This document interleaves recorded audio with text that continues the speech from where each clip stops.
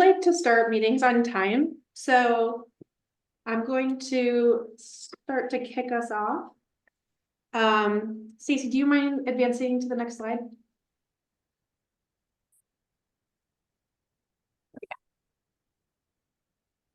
Well, we're just incredibly thrilled that all of you were able to make space in your busy lives to be here tonight.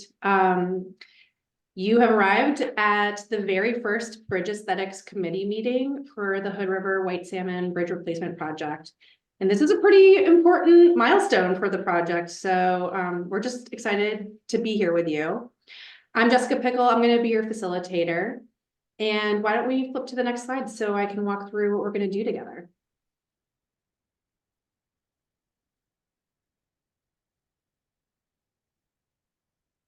Cue you, Stacy. Oh, it's skipped. Hold on. There we go. There we go. Excellent. Okay, so after this, we are going to spend a fair amount of time just getting to know each other a little bit better. So I am going to ask you to introduce yourself and if you represent an agency, as well as why you're here. Why are you on the Bridge Aesthetics Committee? We're also going to talk a little bit about what this committee's charges, your role, and how that also fits in with public involvement. Next, we will have Mike Shannon from HNTV give us a little bit of a project background and talk a bit about how the work that we do together as a committee fits into the larger decision-making process, as well as the larger schedule for the bridge replacement. And then the bulk of our time is going to be spent discussing what we're going to be working on together. So there are some guidelines that we need to work within. So we will touch on those, but we will be informing an aesthetics package memo, and we'll talk about that in a little bit. But what is that memo and how are we going to work together to create that? Finally, I will make sure to give you a little bit of a heads up on what we're going to be doing at the committee workshop that's on March 13th, because there is a little bit of homework. So we'll talk about that briefly. And then there will be public comment period at 7:20. So if you're here and you're a member of the public, welcome. We're so happy that you're here. And I'm just going to ask that you hold any questions or comments that you have until 7:20. And then we will open it up to anybody who has thoughts at that time. Next slide.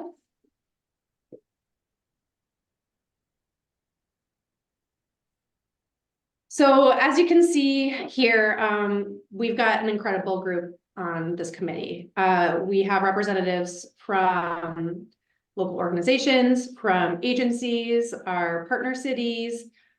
We've got 6 members of the public. And so this is going to be fun. We all have something different to lend to this conversation. And before I get too far along, I do want to just make sure to introduce our committee chair, Eric Wilson, who's going to be supporting all of us while we go through this process together. So Eric, have you joined us yet? I actually don't see him yet. Mike, did you hear back from him? Oh, here, he's in the waiting room. Got it. Oh, fantastic. Thank you.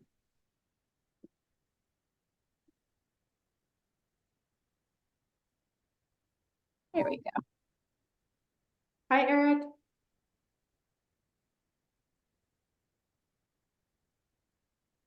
Where are you, my friend? I'm trying to find Eric. If you're there, please speak up because I don't hear you.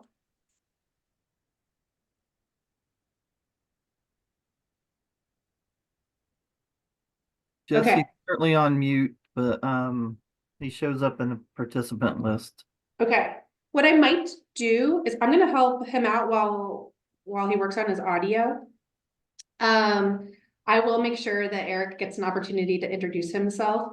But I can kick off some of our introductions. So why don't we flip to the next slide?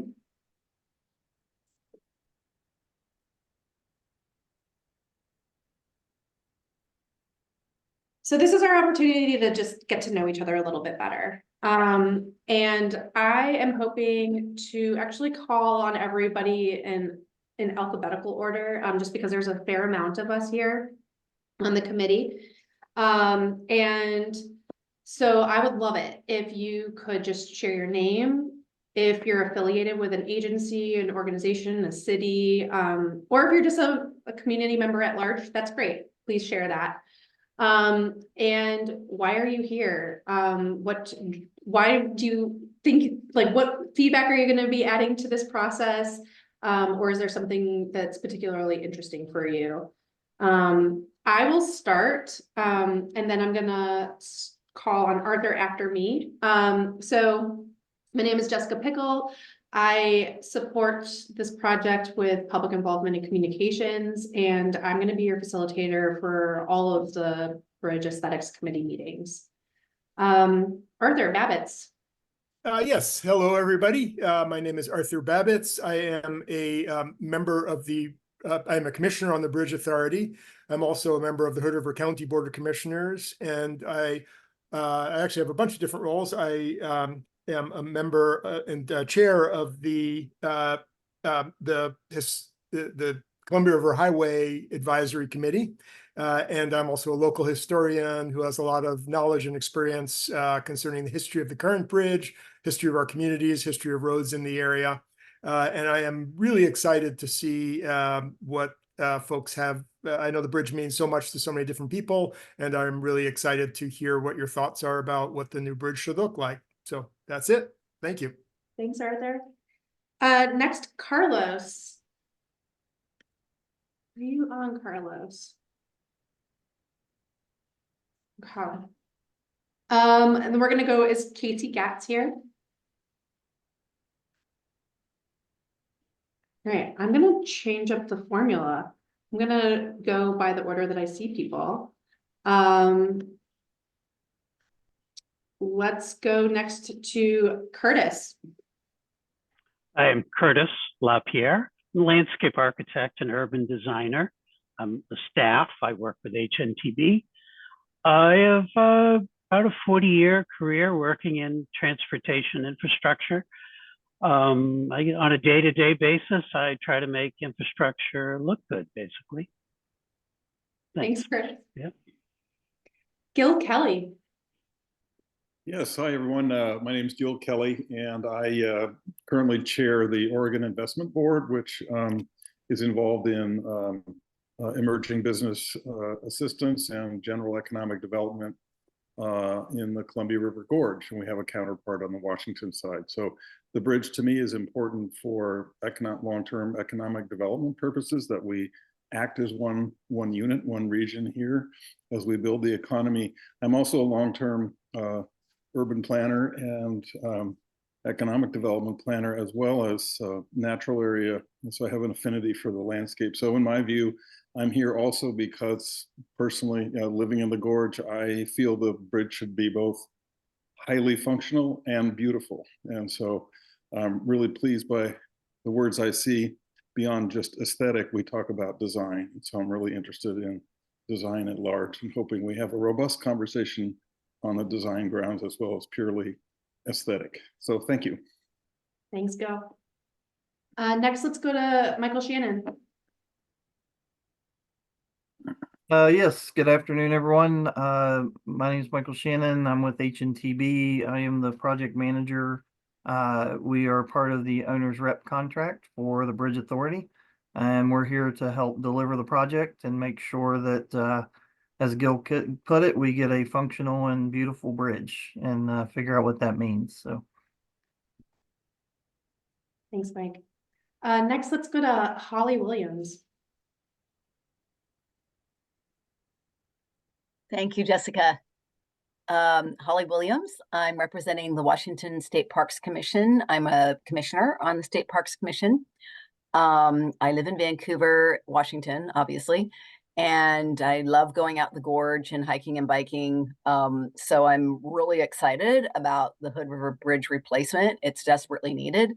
And as quite a few asides, I also serve on another citizens committee for the interstate bridge replacement. So my first degree is in engineering. So fortunately, I have a pretty good feel for these kinds of projects. And it's just kind of interesting. They're both happening at the same time. And then one final note with respect to design. Many of you may have been to the waterfront in Vancouver, our new waterfront, and I was on the city's parks commission when we were designing that park that has ended up being just an incredible gem for the community. So lots and lots of reasons why I'm excited about this project. Awesome. Thanks, Holly. Next, we're going to go to Mark Frost and then Tara Langley. Can you hear me okay? Yes. So nice to meet you all. My background is that I originally trained as an architect, worked on the East Coast in Europe and in Portland. And I worked on a variety of building types and geographies around the world. So I have an interest in design and visualization. I actually then worked with a software company called Autodesk. So HNTB actually was a big customer of ours. And I did a lot around civil engineering, civil infrastructure projects and visualization, those types of things. I've been in Hood River for about 16 years now, or more like 18, 19 years now. But I've been on the City of Hood River Planning Commission for the last 6 years. So hi, Arthur. It's nice to see you again. I'm currently the chair of the Planning Commission. And then lastly, I'm not sure who else can say this, but one of the reasons I was pulled to this project was that in my affiliation with the Columbia Gorge Masters swimming team, I lead a swim out across the river every Sunday all summer long. So we go out to the Red Buoy, we swim across the river, we swim from Mosher to Hood River, and we use this bridge as a sight line to find our way down the river. So for all those reasons, I'm really excited to be here, and I'll hand it over. I feel like a committee swim would be great. Thanks, Mark. Tara? Hi, I'm Tara Langley. I'm the Columbia River Gorge National Scenic Area Coordinator for the Oregon Department of Transportation. Among many things, I serve as the ODOT Long Range Planning Contact for the County of Hood River.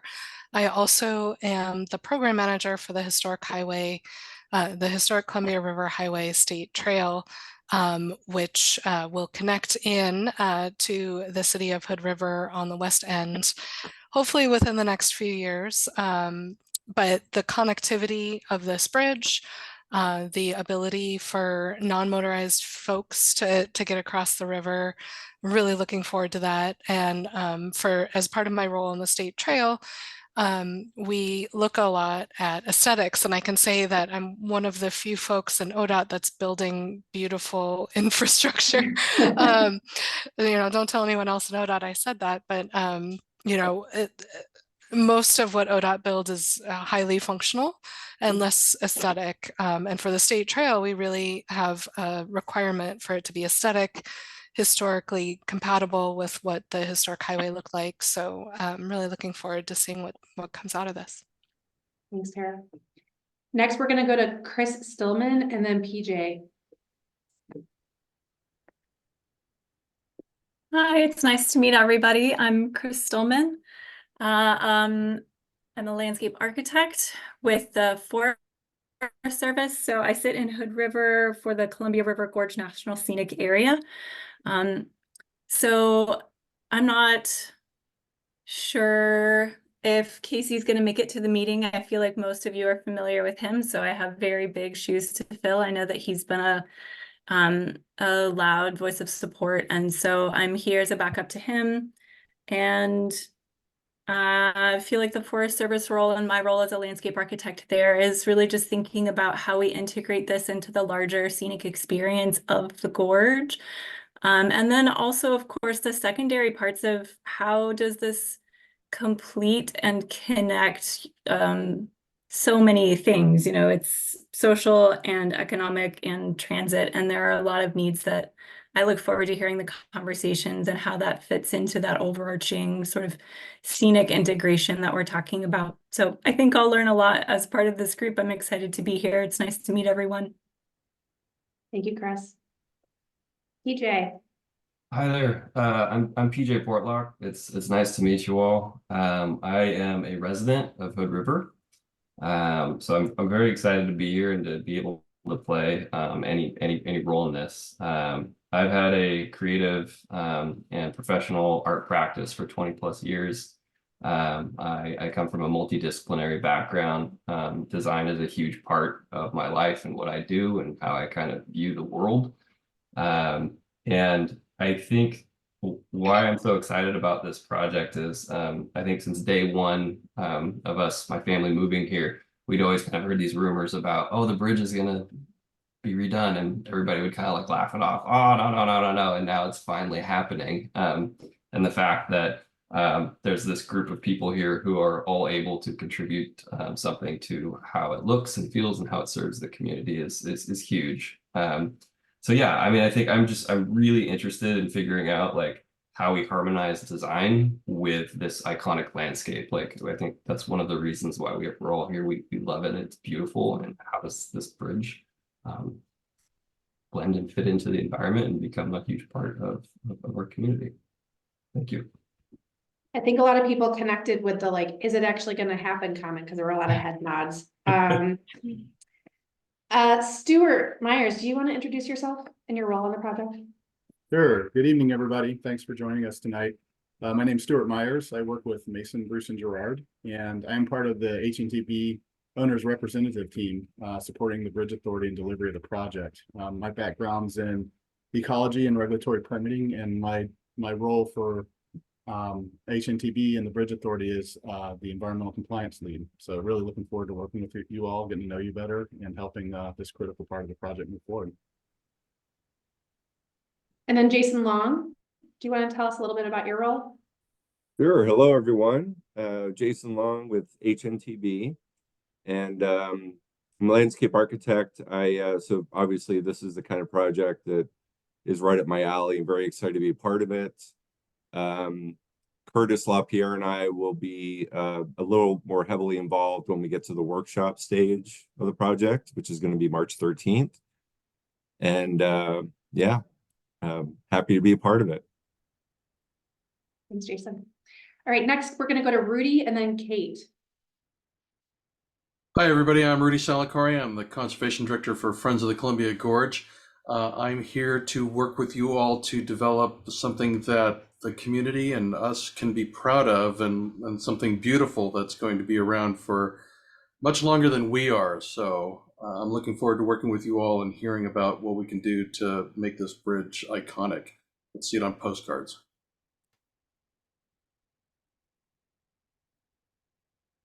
And then Kate Burkett. And thank you. I'm Kate. I am an Underwood, Washington resident.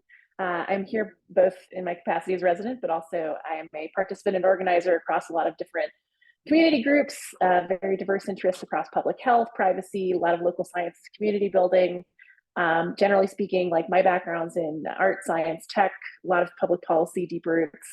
But I really especially am excited to be here because I've spent most of my career hosting a lot of educational and participatory events, especially in like sciences design and group projects. And I love finding ways for neighbors to like appreciate some of the deep expertise that's in this room. So I think I would especially be excited to help find ways to involve the public at different stages and make sure it's fun and educational. Thank you. Awesome. We're going to need your help. So love that. Next, we're going to go to Lauren and then Christine.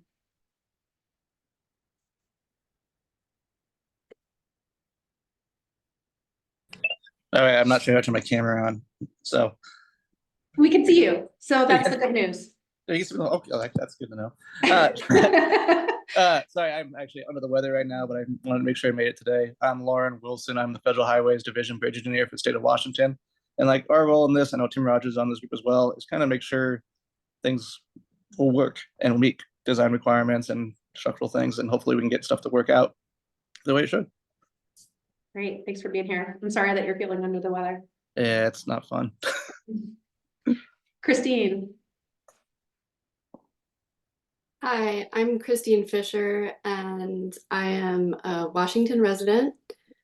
I've been living in downtown White Salmon for about 15 years. So I've had a lot of conversations about what it's going to be like when the new bridge gets built.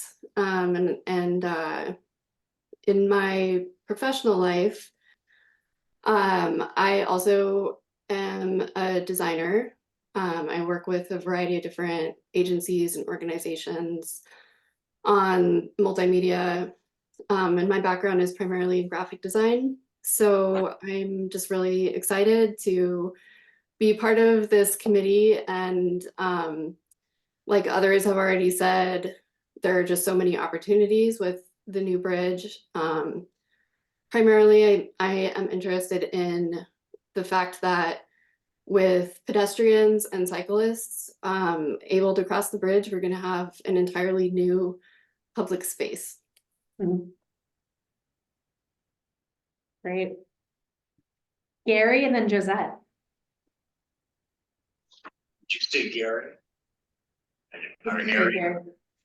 Me? Okay. Hi, I'm Gary Young. I've lived in the gorge since 86, coming out of Eastern Washington. I think one of the first questions I asked when I got to the gorge is, when are we going to replace that bridge? So I'm glad to see it coming. And over the years, I've witnessed how our communities have grown together. And a lot of us now say, when we're asked, where are you from? We say the gorge. Fewer of us are saying actual towns we live in, but everybody knows the gorge. And so I'm hoping that the bridge that we create and build has a hand in bringing these communities even closer together.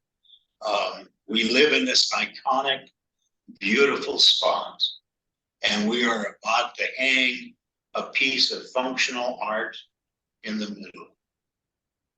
And 50 years from now, I don't want somebody looking at that and saying, oh, how could they come up with it? And so it has to have all of those things that support, and in my view, has to recognize the history of the gorge from its creation to its present. Right now, I'm down in the Bay Area, trying to stay away from bad weather. But we were in the ferry building down in San Francisco, and I found this shirt, and you can't quite see it, but it says aesthetics. Awesome. You dressed for the occasion. That sign for me that I'm going to buy that shirt. Yeah. And to use that as the icon for us to work toward. So thank you. I'm excited about it. Okay, we're gonna go Josette and then Jay Chrisman. Hi, I'm Josette Ketcha. I am a Washington resident and historical architect. I work for a firm based out of Portland called Henneberry Eddy, but I'm not here on behalf of them necessarily. But my work is primarily with national and state parks and public agencies, and I've worked on some familiar buildings and projects like the Vista House and Beacon Rock resources. So I've worked a bit in the gorge. Which is why I'm here. I'm particularly interested in honoring our natural and cultural history of the Columbia River Gorge through the built environment. And I think this is an incredible opportunity to do just that. I also have a sort of obsession with architectural salvage, and what really piqued my interest was the potential for reusing some pieces of the existing bridge in some way, shape, or form, understanding probably not structurally, but aesthetically in the new bridge. So I think that would be a fun opportunity. That's all. Thank you. Jay. Hi, my name's Jay Chrisman. I'm from the Gorge. I believe I'm fifth generation from Hood River. I've probably one of the first in my family, aside from a couple aunts and cousins and stuff, to have left the Gorge and lived outside of it for a while. And I've got a lot of experience in a lot of different fields.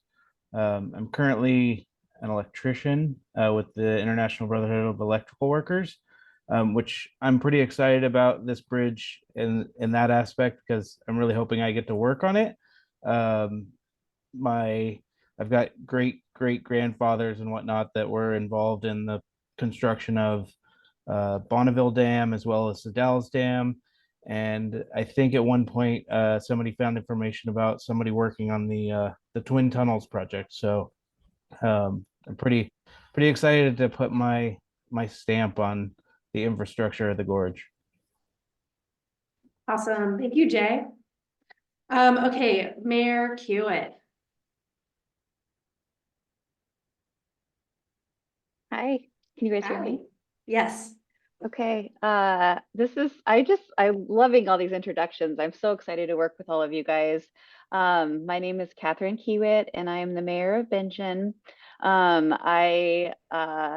Like Jay, I'm not fifth generation, but I did grow up here and happy to have returned. I've been in city government for the past 15 years, only mayor this is starting my third year.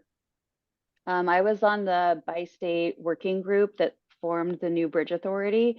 So I'm pretty familiar with the process that created the new authority and a lot of the, I guess, governmental issues that are constraining or that are factoring into how this project gets implemented.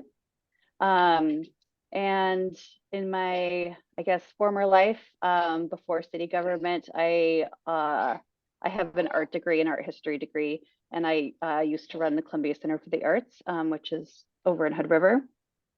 And I used to do the gallery part of that organization. And so I know a lot of artists and volunteers and understanding how to get a group of very diverse and creative people to work together and come up with something amazing. So I'm looking forward to revisiting those old skills and getting the community involved and creating something that's a legacy for the future. Awesome. We're so happy to have you. Okay, we've just got a couple more. Chris Moore. Yeah, welcome. Thanks very much for having me.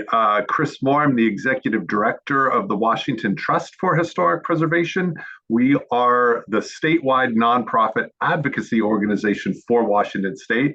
I live nowhere near the bridge. We're based up in Seattle, but I have been across it and was actually in Hood River just a couple of months ago. So we're advocates. We're advocates for historic resources, and of course, never want to see those kinds of resources that are listed in the National Register or eligible for listing to have to go away. But we understand the reality of that having to happen from time to time, especially with bridges.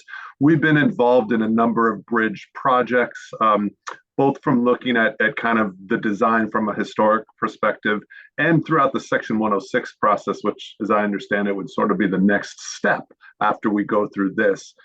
Like some of you, were involved in the Interstate Bridge Replacement Project and looking at that right now. So really, I'm interested to engage in this process and really be able to take a substantive look at design and how the historic components might feature or fit into that or are considered as part of this. So I really appreciate being invited. Thank you. Chris. Stacy Zerter, do you want to introduce yourself and your role on the project?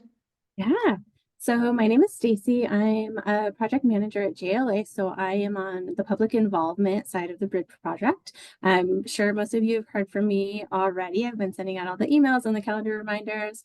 So if you have any questions down the road, feel free to reach out and we'll make sure to get answers to all your questions. Yeah, I'm really looking forward to this project and seeing what you all come up with. Thank you. And I just have a quick question. It looks like we have somebody on the phone named Tim. Is that Timothy Rogers? Okay, I don't see Timothy Rogers on, so I just wanted to confirm. So I think that then brings us to our fearless co-chair, or excuse me, not co-chair, our chair. Eric, do you want to introduce yourself and how you're going to support this committee, your vision for working together? Just Eric had texted me, he's having video and audio difficulties, so Okay, he doesn't chime in and he may still be having problems, so okay. he was working on his connection. Well, eventually we will get to hear from Eric.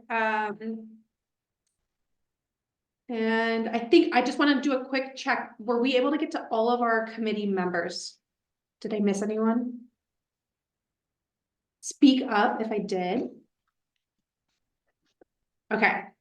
Well, I know that took a good chunk of our meeting time. And the reason why this is important is just because we are going to be working through a lot together. So getting to know each other, understanding each other's perspectives and what we're excited about is important because it allows us to hit the ground running, especially once we get together on the 13th for the workshop.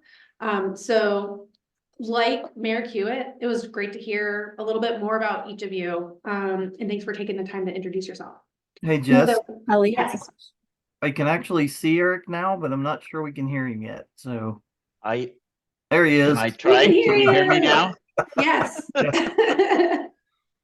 So I'm gonna shut my phone off. I've been listening to all the wonderful introductions, and maybe we are through the hiccup here. I'm gonna hold Michael responsible because I used his Zoom connection down at the office earlier today, and nothing worked when I came back. So welcome, and looking forward to working with all of you. And it was wonderful to hear everybody introduce themselves and why they're here. I myself am an architect. I have been a member of the Bridge Authority since it was formed in July. And it's been wonderful to be able to kind of understand a little bit of the background that's gone into it.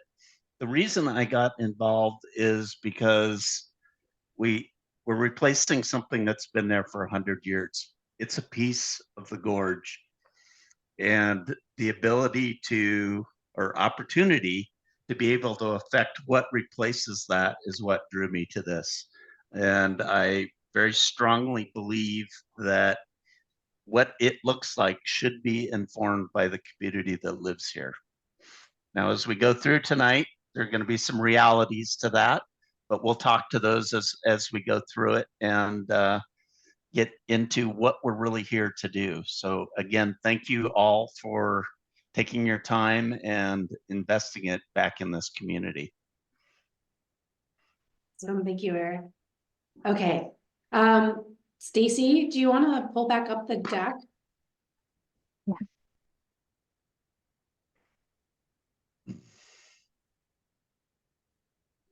Just the plain. Looks good. Great. Yeah. And so let's flip to the next slide. And we can, I think, jump to the next one. So I think that, I mean, it's good that your audio started to work because Eric, do you want to walk us through the role of the aesthetics committee? I'd love to. Thank you. So our committee is really, our task is really to affect what the bridge will be when it is complete. And what we're going to try to do is capture pieces of the community, whether that be culture, it be something that you believe from history, or something that you feel is representative of our place. And we're going to capture those and try to relate those to the rest of the team.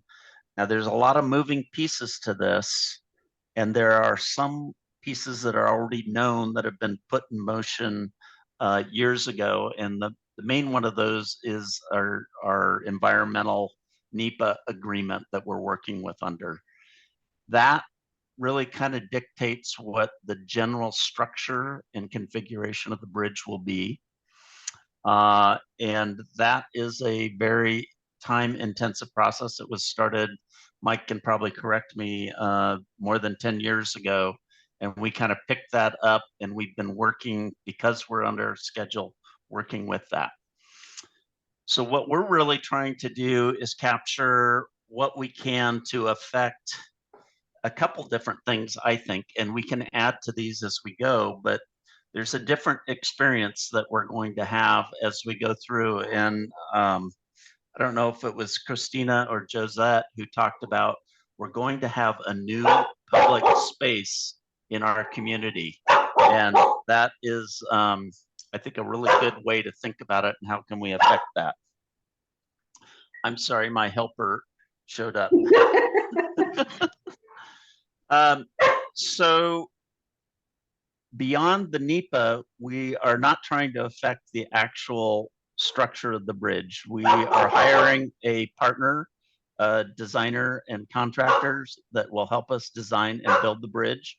What we're trying to do is influence how it feels when we go across the bridge and what are other elements of that structural system that we can go ahead and impart.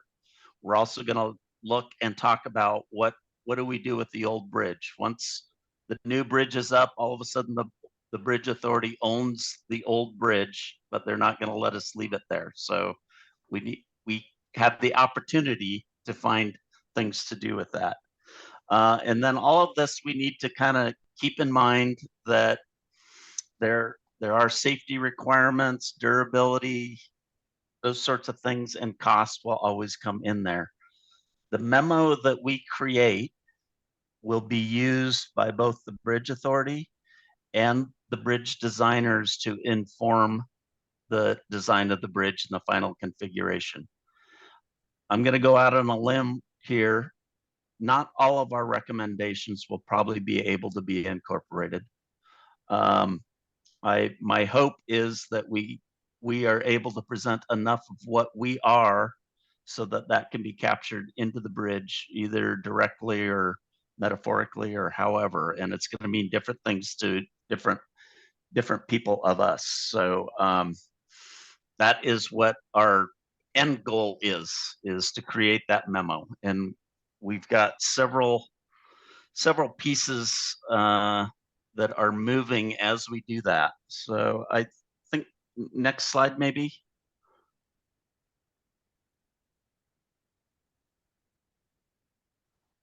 Okay, so staff, I'm sorry. Stacy, Jessica have talked, and we also heard from Stuart. Get my list here so I don't miss anybody. Jason and Curtis, who are all going to be helping us along on this journey. And I do think of it as a journey. It's easy to explore things right now, but we just need to recall that we are on a schedule and not everything is a winner idea. It's some of these may be great idea, fantastic idea. We'll do that on the next project. So that's just kind of my qualifications, and I'm going to try to stay out of that because we're really trying to explore what this place means to us. And so we talked about all the different moving pieces, and the next slide starts to talk about where we are and what we're doing. We're on the cusp of having a contractor and design team on board to actually help us through this process. We're going to be out of the gates a couple meetings ahead of them so we can stay ahead of them. That will be our goal. But you can see the schedule. We're going to be doing, what does the bridge look like? Someone's going to be figuring out how they're actually going to build it. And we've got all the permitting that's all going to start to go on concurrently so that we can really get this bridge done. And you see that target date down there at the October 1st of 2029. It may seem a little arbitrary. It is aggressive. But what we do know is that every week it's getting a little bit harder to keep the old bridge running and safe. So trying to keep that pressure on us. So all these pieces are moving. We're going to insert our piece in the middle, create a document that we can articulate what's really important to us and the citizens of our communities. And for that, I think Jessica is going to talk about a little bit. We're going to lean into you to help us solicit that information from the community. Next slide. So this is generally what we have laid out. We've got 4 basic meetings that we're trying to get engaged in, and then a I think we have two workshops that we're actually going to be doing. And those workshops, we really want to try to get in-person participation. Those are going to be hands-on, working together, trying to get some common definitions of what each other are talking about and understand each other. It's a little bit of a messy process. In the end, we'll be able to smooth it out. I would offer a couple things. If there's something that you're thinking about that makes you uncomfortable to share, that's probably a really good topic. The other thing will be everybody needs to have a place to talk about what they need to talk about and listen and honor that. So we're going to start structuring each of these meetings as we move through this. The next one in March, we've set that date March 13th, so 1 month away. That one is kind of a key one to be able to get a little bit of hands-on, and that preps us up for our first public discussion. So, Jessica, did I hit everything? I think so. I'll just add that tonight's meeting is kind of our introductory meeting with all of you because it is our first meeting. So a lot of it is really us trying to just make sure that everyone here is clear on what we're trying to achieve together, how we fit into the larger process. So you're hearing us talk a lot more than you will be hearing us talk in these other meetings. We are fully expecting that the remaining 3 meetings that we have with you are going to be highly interactive, and you will hear way less from us and have a lot more activities. So just plan for that. Stacy, do you want to flip to the next slide?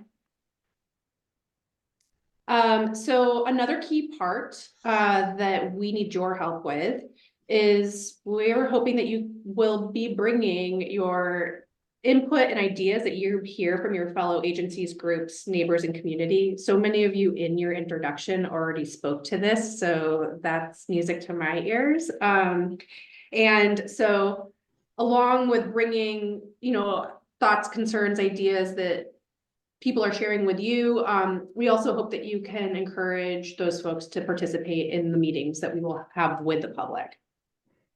Next slide. And so if you haven't seen this schedule yet, you'll see that our first meeting is here in February. And as Eric just mentioned, our committee meeting we're hoping for all of you to be able to participate in person. And that's on the 13th. What we do in that workshop will directly inform what we bring to that first public open house that's scheduled for April. So I'm going to talk about this a little bit later, but it's going to have multiple stations, things for you to react to. I'm excited to roll up my sleeves with you. And then our May meeting together, we will be reflecting on what we've heard from the public and diving in deeper on what that means for different options for the aesthetics for the bridge. We will also have our contractor on at that point in time, so they will be able to participate in that meeting and start to weigh in and kind of get into the process with you at that time.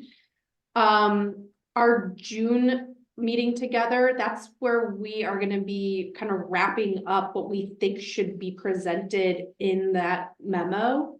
And we'll be bringing the draft concepts that are in the memo to the public at a July open house. And we were talking tonight about just how do we help members of the public to like really understand and visualize and understand like what our vision is for this. So we've got some fun things up our sleeves that we'll share with you in a little bit. So that way people are just looking at like a static PDF, for example.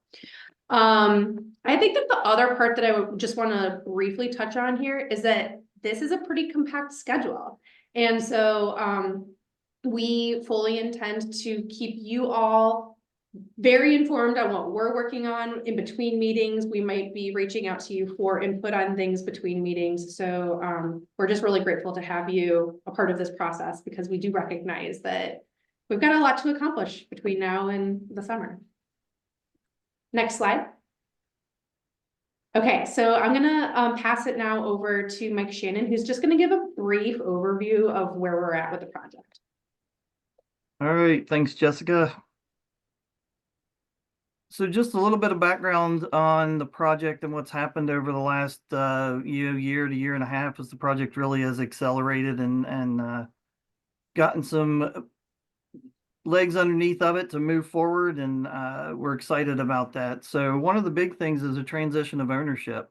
So in 2022, Oregon and Washington legislation set up the possibility of creating a new bridge authority with the sole purpose of getting the new bridge designed, constructed, built, and then operating, maintaining that for long term. So there is a transition. So the Port of Hood River owns the existing bridge, and they will continue to own that bridge until the new bridge is open. And then when the new bridge is open, the bridge authority will then take over the ownership of the new bridge and run that new bridge for the future. So go ahead, Stacy. And one of the exciting things about the new authority, and one thing I've heard since I've been here for the last year and a half in the region, is that the new authority has bi-state representation. So it has an equal membership from both Washington and Oregon. These members were appointed by Clicktack and Hood River County.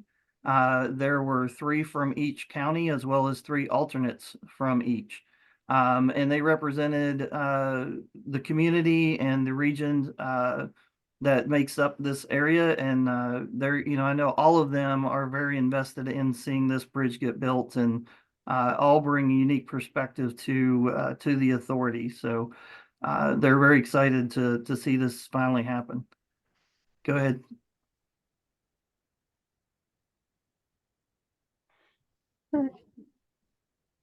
So this is the new authority members. The 2 co-chairs at the top, Jacob Anderson and from the Washington side, and Commissioner Fox from the Oregon side.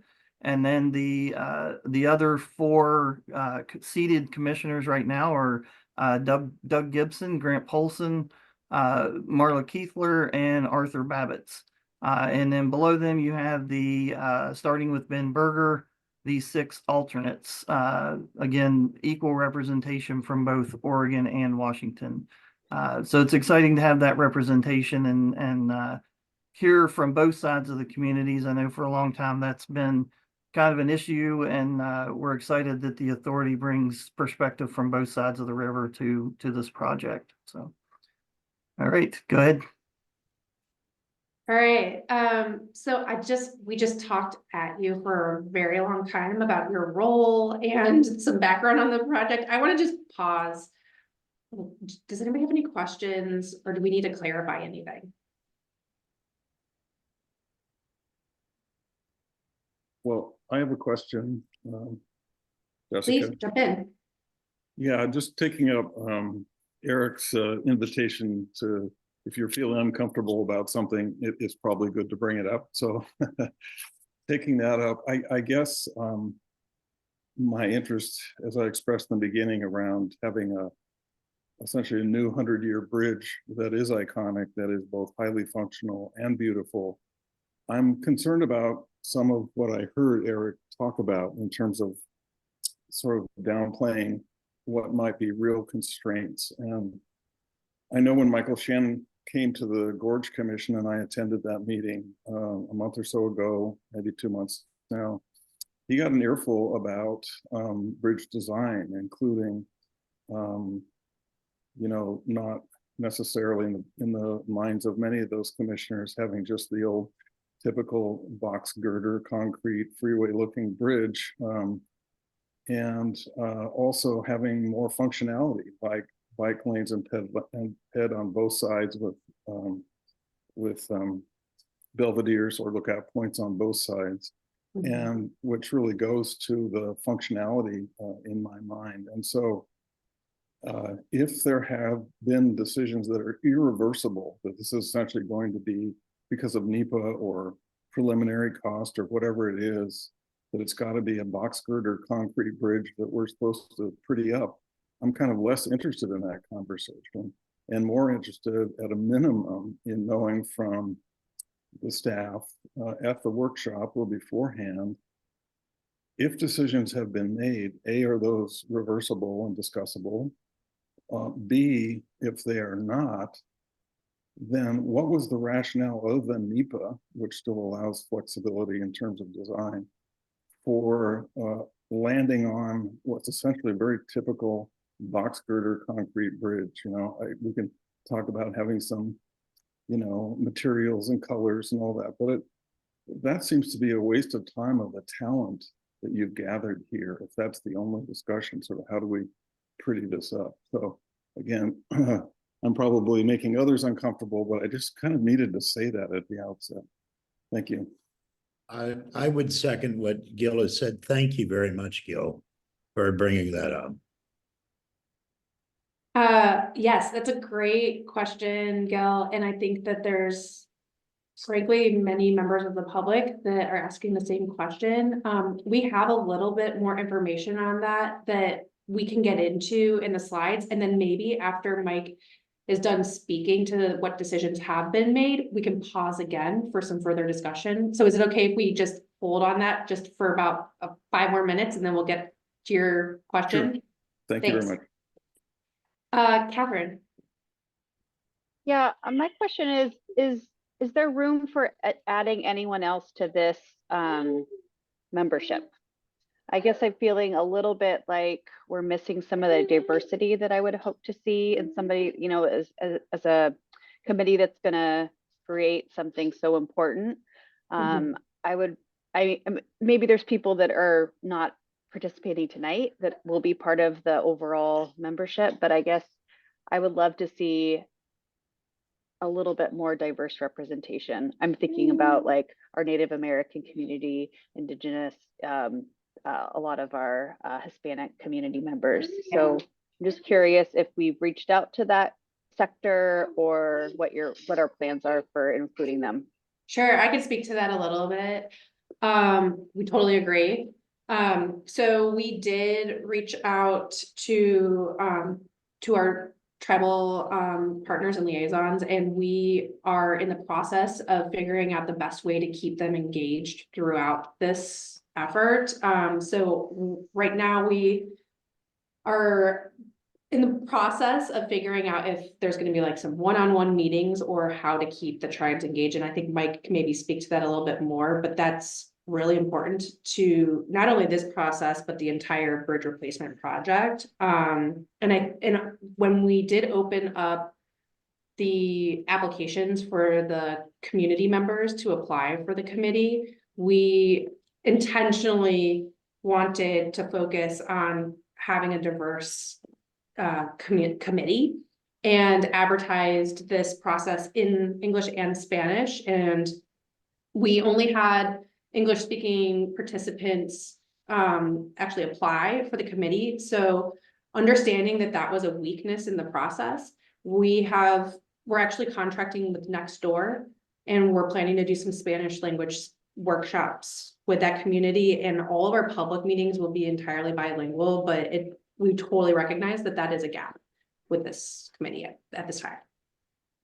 And Catherine, I'd be happy to speak to you or anybody else on this committee for that matter, if you have other ideas for how we can improve who's represented here.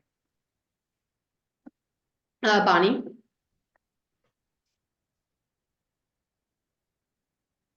You're muted. Bonnie, you're muted.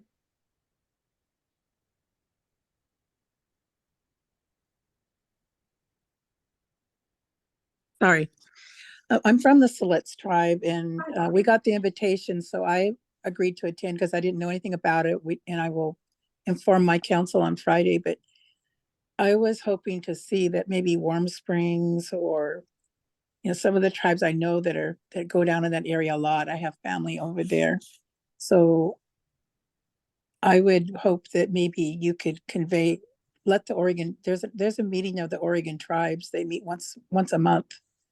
And maybe I could I'll send you an email for their staff person that runs those meetings for them, because I think some of the tribes would be interested.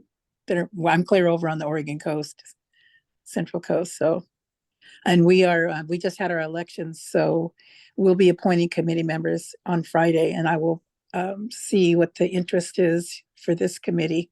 It may not be me, might be somebody else, or they may want to defer to the Oregon tribes meeting so other tribes can weigh in. So thank you for bringing that up. I agree. Thank you, Bonnie. We would love to get that information from you. And Mike, I see that your hand's raised. So do you want to speak to this a little bit more? Yeah, we were actually I was in Pendleton on Tuesday this week meeting with Umatilla. We discussed this at that meeting. We had sent out emails to each of the tribes and found out that sending hard copy letters was a better way to communicate and reach the tribal members. So we are working with ODOT and FHWA to send letters out. We also are looking at the option of going out, and we'll go out to meet with them to present to them, as well to keep them informed of what's going on. We know some of the tribes have a lot going on and may not be able to participate, but we want to make sure they are informed of what we're doing related to the aesthetic. So we are hopeful that we'll see more of them be able to attend at the workshop in March. Thanks, Mike. And then Gil and Bonnie, I'm guessing that your hands are still up from before. Think so. I'm gonna move us along because there are other opportunities for more questions. So to get to your question before, Gil, I think that Mike's next few slides are going to kind of speak to that a little bit.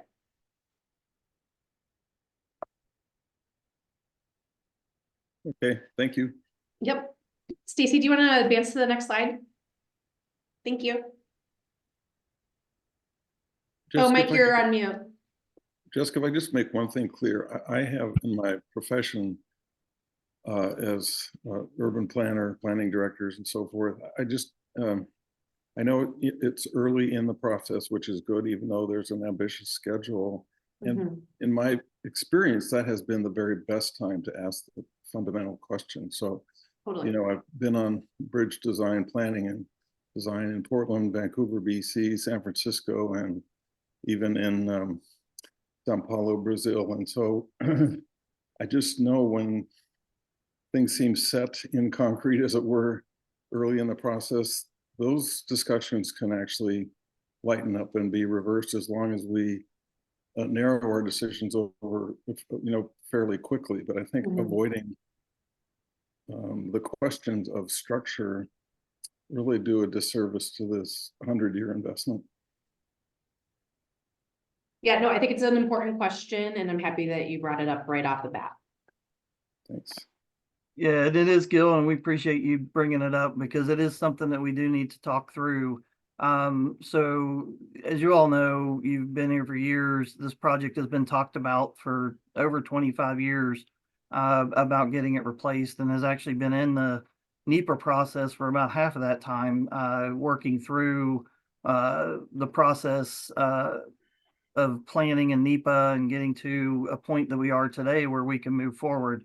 But as a part of the NEPA process, there were alternatives looked at. They did look at a few different alternatives for bridge structure, steel structure, concrete structure, segmental structure. They also looked at locations for the bridge. They looked at upstream options, downstream options, and based on what met the goals of the NEPA process and what the goals of the project were at that time. But through the NEPA process, one of the requirements was to determine a preferred alternative. They did come out with the concrete segmental as the preferred alternative bridge type. So we are constrained a little bit by that.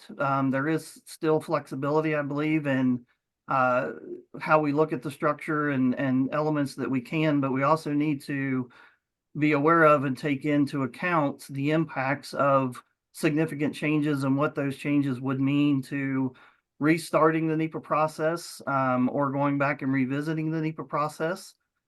Some things can be done that are not a big impact. And the project process that we're looking at is called progressive design build. And one of the benefits of that is that it starts with very early design. So right now the bridge is about 5 to 10% design.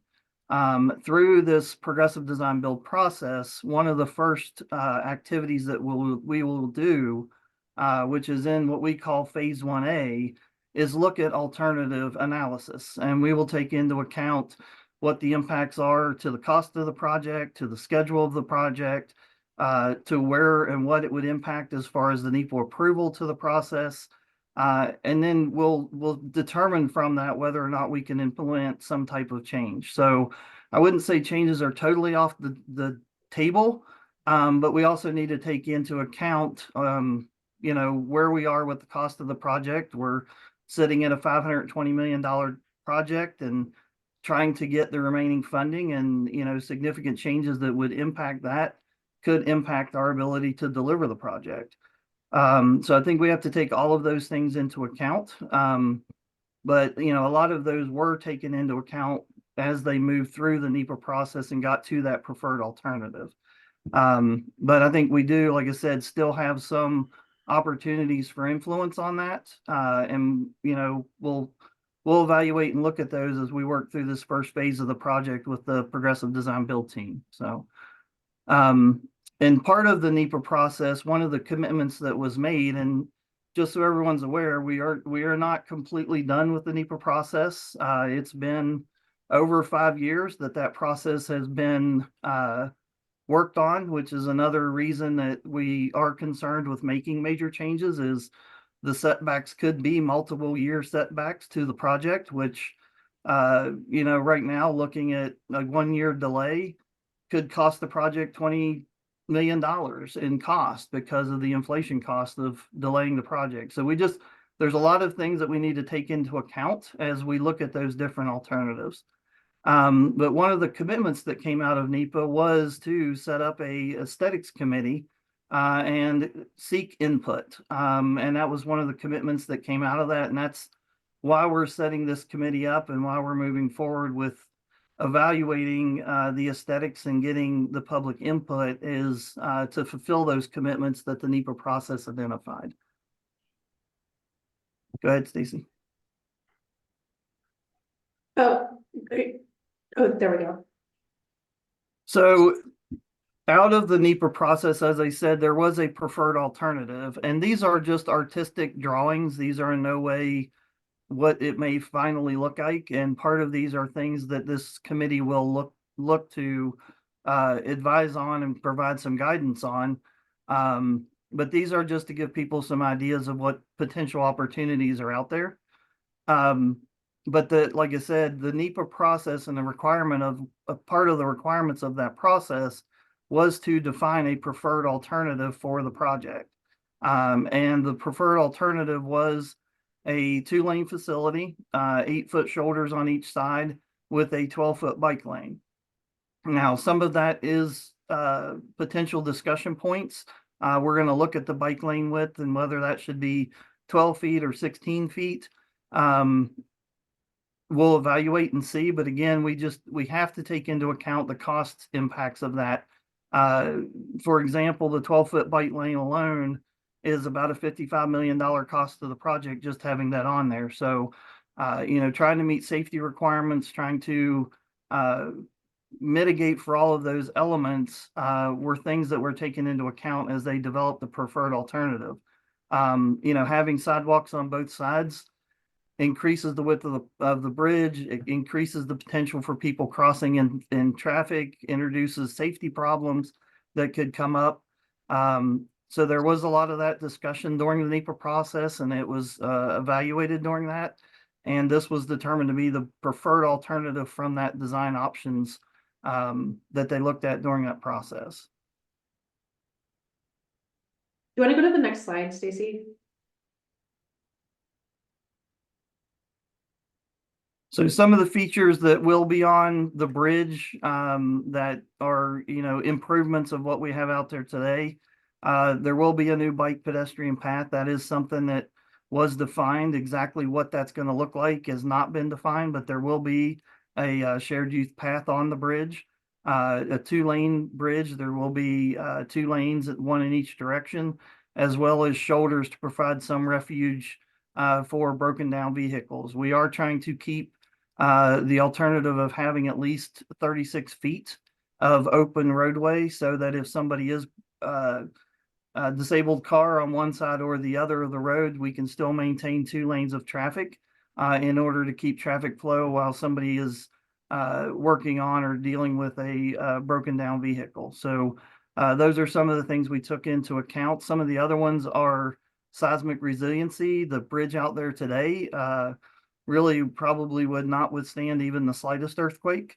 It's 100 years old. What they thought they were building on isn't necessarily what we found that they built on. Some of our recent geotechnical exploring actually has found that the Oregon side of the bridge is actually not sitting on bedrock. It's actually sitting on a crust layer that we believe they thought was maybe bedrock. It doesn't mean the bridge is going to fall down. It's been there for 100 years. But it is more susceptible, to an earthquake than what we maybe previously had thought. So those are just some of the things and some of the reasons for needing to get to a new bridge. Is we have a bridge that just will not, and we're highly concerned about its ability to function even for you know, the time span that we need it to get this new bridge opened under the schedule that we're looking at. So that's one of the reasons we really want to focus on getting to a new bridge, getting it open, and improving the safety and features that the new bridge will bring to the communities. Next slide, Stacy. So bridge type, as I said, a concrete segmental design was the preferred alternative. That was what came out of the NEPA document. And as I said earlier, they did look at a number of different bridge types during that evaluation. And this was the one that they felt met all of the requirements that were needed from the structure facility to accommodate what functionally the project and the bridge needed to be. The aesthetics fundamentals on this is, you know, there's a lot of ways you can modify the pier structures, and those are things that we'll look at, and maybe something that we can bring to the aesthetics, as well as the look and feel of that from a form liner or coloring, lighting, other features that can really make it stand out. So we're hoping that we can bring a lot of good ideas to the design as it gets finalized and advanced. We can bring that to the design and construction team. And one of the things with having them come on in April is they will be able to provide feedback to this group as we develop guidelines and ideas. They will be able to provide feedback to what will that cost, what is the schedule impacts, what are the NEPA impacts of those decisions. And the Bridge Authority will be able to evaluate those decisions and make decisions based on, you know, the best interest of the project as a whole, and how we get a new bridge that really, you know, is the ultimate goal of the project, constructed in some kind of timely manner. So I'm going to pause there. Does that kind of, I mean, it kind of addresses your comment and question, Gil and Gary, but I want to just like open it up to the group. What I further think questions or concerns? it raises more questions. Okay. Thank you for that. But let's take one thing. One of the things that disturbed me at the last public meeting was the line in the invitation that said, you'll be able to cross the Columbia River at 55 miles an hour. And why at that speed? In Yeah, and this iconic place, why at that speed? We've got, you're not connecting to any road that has that speed going to it. So that's a real issue for me. And what you Gary, do you just mind if I just pause you just for a sec? Yeah. So I think that the speed would go up to 55, but Mike, it sounds like Well, you've got. no, and it's not even that. So well, that's I would actually, say, yeah, that's no, actually. let's just pause that for a discussion later. I don't think we have to We don't answer have it. to, okay. We don't have to discuss it. The other thing is what you brought up on the lighting. And how is that affected? What are we going to do? Are we going, I think in residential communities, we've got to focus on downlighting, keeping it, not disturbing the night sky. I want to make sure that those things are included in the new bridge. Absolutely. Yeah, and Jess, I would like to clarify the design speed of the new bridge is 45 miles an hour. We are expecting the posted speed to be 35 miles an hour. So not 55.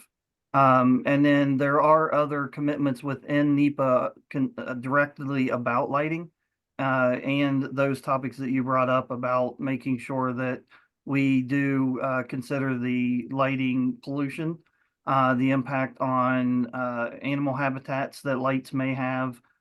So those are all things that we will actually be taking into account as we develop the design for the project.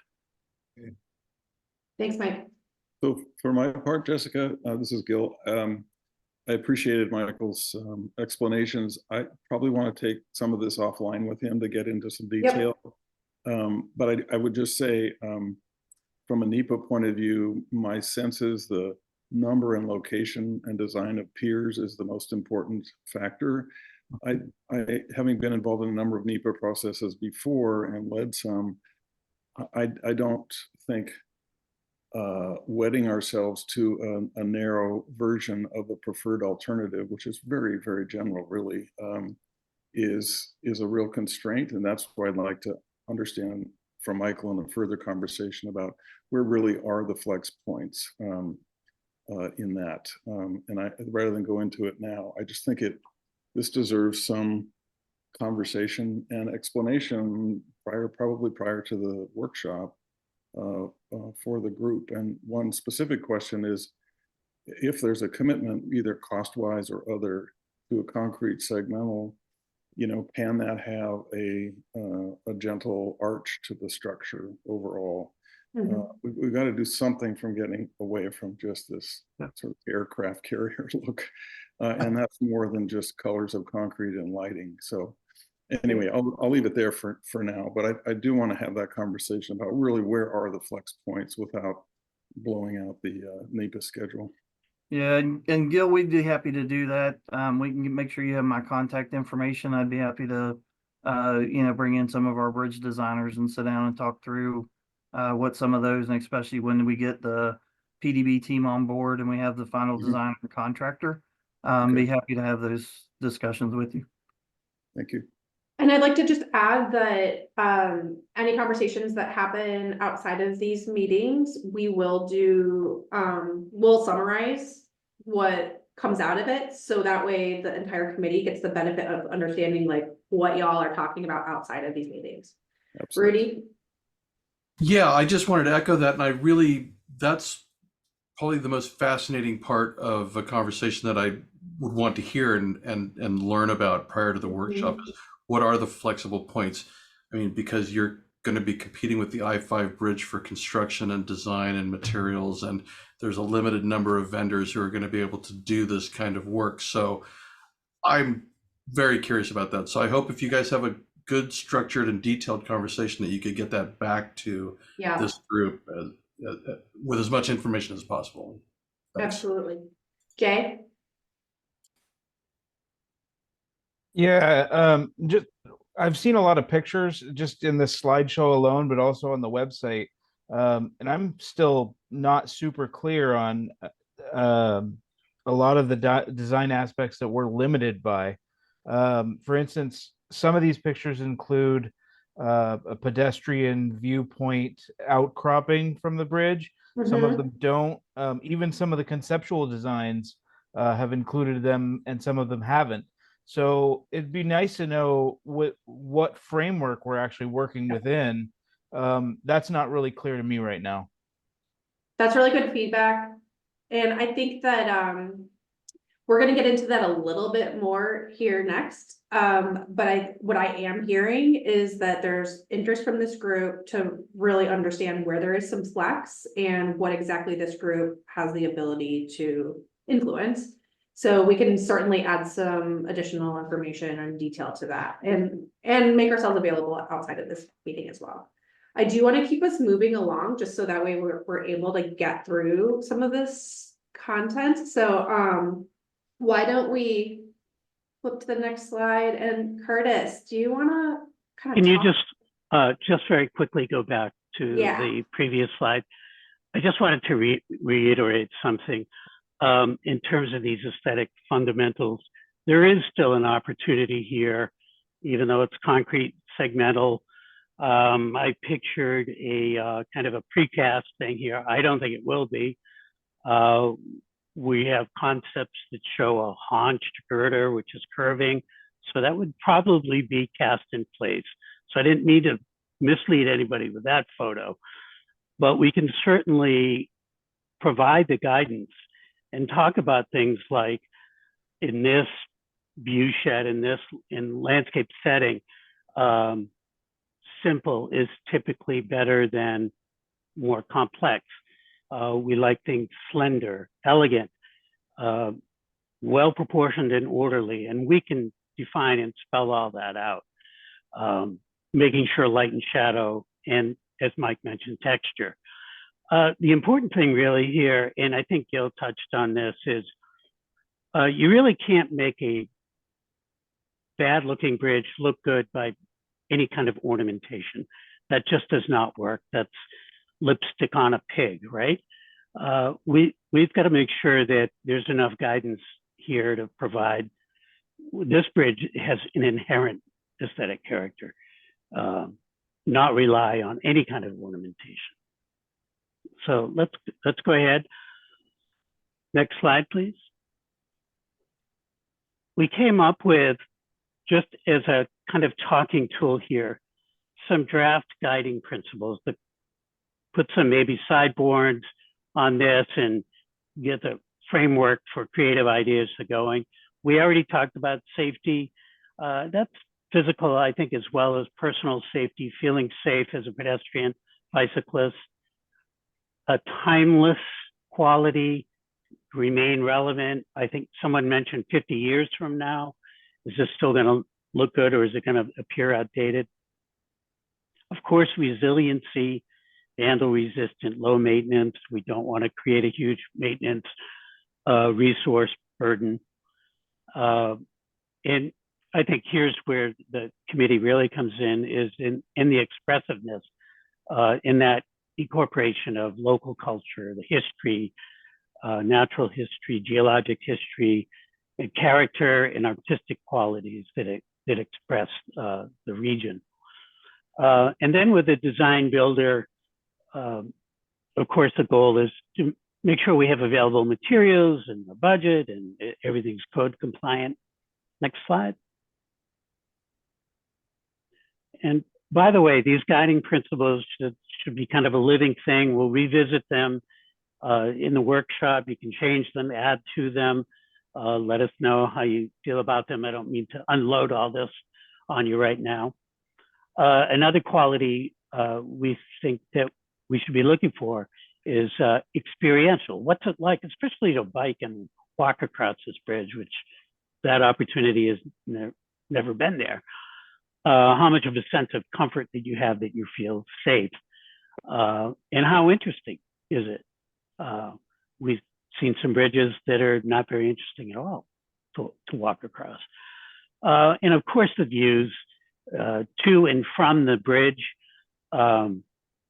Jay mentioned the overlooks. I think that you'll have weddings on the overlooks.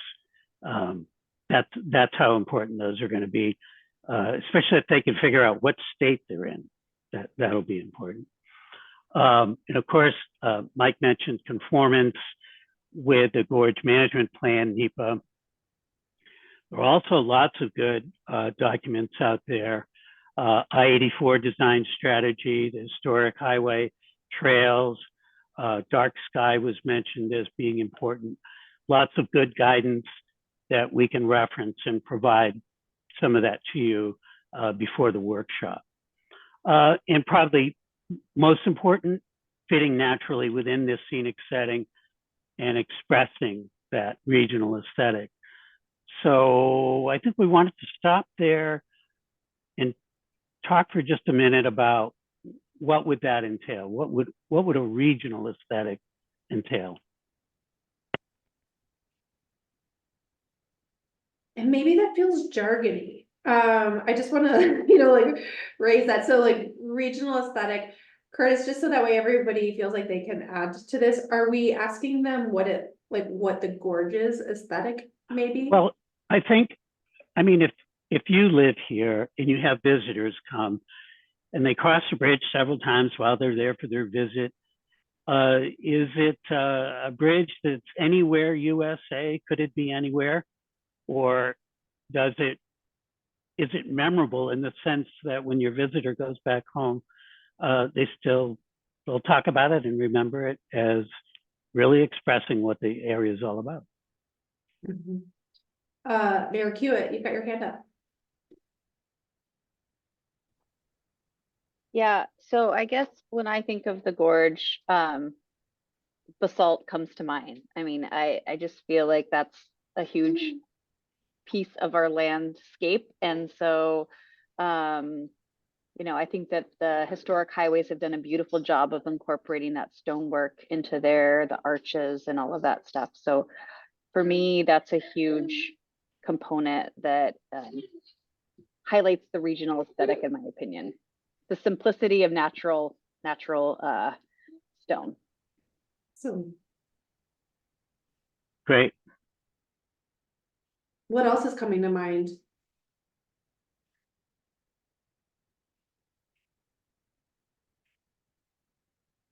I'll jump in. Oh, sorry, Gil. No, go ahead. Go ahead. There's a running joke at ODOT is paint it brown if you're in the gorge. So not bright white concrete, generally speaking, unless we're talking about historic highway concrete bridges, but kind of that dark earth tone color that you see along elements of the state trail. We have a lot of exposed rock, but also Hood River sits at this nexus of, the wet, rainy green western segment, as well as the drier, maybe more brown, tan color eastern segment. And Hood River and Mosier probably more so, but this is the transition point of the gorge for a lot of folks from wet and rainy to dry and sunny. And so maybe some acknowledgement of that worked into a color scheme, understanding that rock is very heavy and bridges need to be as light as possible. So, natural rock might not be a huge part of the bridge, but either using form liners or some sort of other element to make sure that it's not just straight, flat, boring concrete, I think is part of what makes the gorge, at least in my mind. Yeah, I would agree with the previous two comments. I would, except for the brown part, I'm not a big fan of the brown paint, whether it's light or dark brown. I do think there are two important local precedents to get to Curtis's point. One is the historic Columbia River Highway, which is by any measure internationally important engineering and architecture, I think informed by Swiss road builders at the time. And the second is the Bridge of the Gods at Cascade Locks, which by today's standards is kind of a busy design and not to be replicated. I bring up those two because they have formed an iconic nature and impression through design. And those designs are now part of the vocabulary of the gorge. And so what is the next century interpretation of that? I think is what Curtis, you're asking. And simplicity is important. If it's going to be concrete in any place, I would agree, not bright white, please, but maybe a medium to darker gray. Just to sort of say, if this really is a concrete bridge, do we want that element to stand out as much with its color as opposed to its form? And so I think you can achieve some elegant form with the piers and with some arching of the segments. I wouldn't put a bunch of tricky lamp posts on it and, things that are just sort of add-ons. If you do, I would make those quite simple and quite integrated. I think a lot of attention to how those belvederes function. Are they semicircular and protrude out? And again, I'm hopeful we can find the money to fund a bike ped path on both sides and to have those belvederes looking up the river on one side and down the river on the other. And I think traffic will come and justify.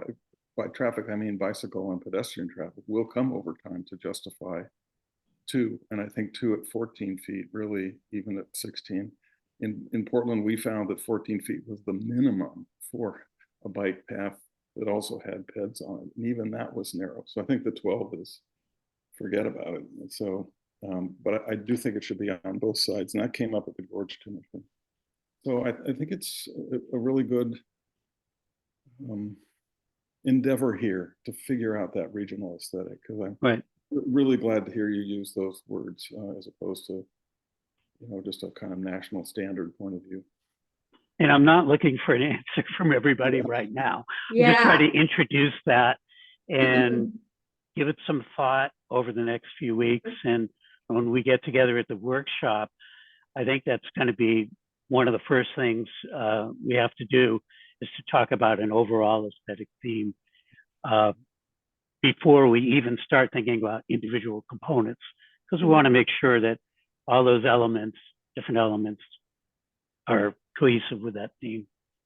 And what are the interpretive elements that could be placed on the ends of the bridge on either side? Right. So all of this is exactly the type of stuff that we're going to work together on March 13th. So this is good. Like, I'm excited that there's already a lot of thoughts and ideas on this. Jay, I see that your hand's up. I want to make sure to get to you. And then after that, we have a polling exercise, so that way we can kind of get a sense of where everybody's feeling on these guiding principles. So what do you want to share with us, Jay? I just wanted to stress the point that there's going to be a huge evolution of the traffic that's crossing the bridge as well. With the toll raising and with the kind of active sports community that both White Salmon and Hood River have, I imagine there's going to be a lot of electric bikes, regular bikes. There's going to be a lot of people moving back and forth, not in vehicles. And if we make those bike lanes too narrow, we limit the bridge. But also, there's going to be a lot of pedestrians that are going to be enjoying watching windsurfing, taking photographs, having weddings.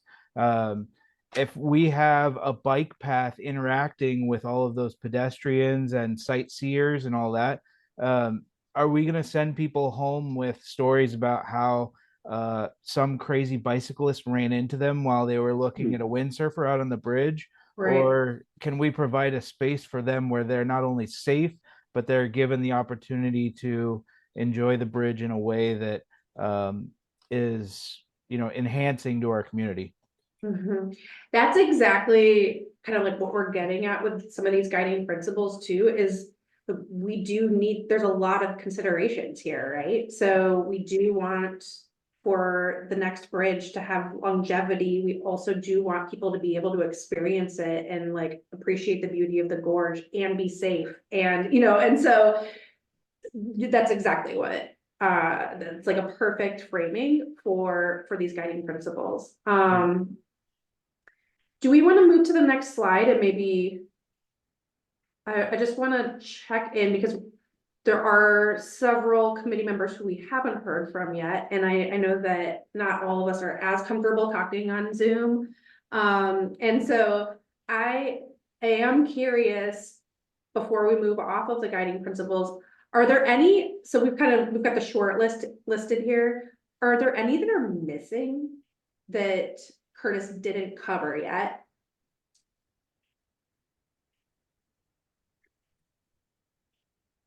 And this is, if you have something, yes, Eric. Eric and then Jay. I gotta get to my mute button.